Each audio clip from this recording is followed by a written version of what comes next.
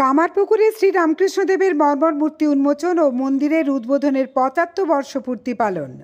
আজ থেকে ৭৫ বছর আগে ১লা মে শ্রী শঙ্করাচার্যের শুভ জন্মতিথিতে যুগাবতার ভগবান শ্রীরামকৃষ্ণদেবের পূর্ণ জন্মস্থান কামারপুকুরে এক মর্মর মূর্তি উন্মোচন এবং পূর্ণ মন্দির উদ্বোধন হয়েছিল।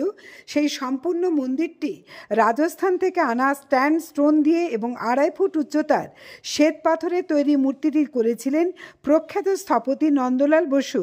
সেই মন্দির প্রতিষ্ঠার ৭৫ বছর উদযাপন উপলক্ষে কামারপুকুর শ্রীরামকৃষ্ণ মঠে ৩ দিনব্যাপী নানা রকমের অনুষ্ঠানের আয়োজন করা হয়েছে।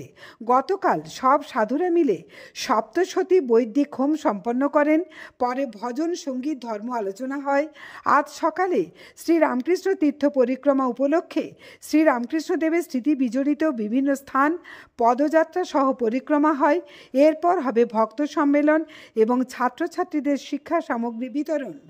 আগামীকাল থাকছে যুব সম্মেলন এবং সন্ধ্যায় যাত্রাভিনয়। কামারপুকুর থেকে শান্তনু দত্ত রিপোর্ট, আরামবাগ টাইমস।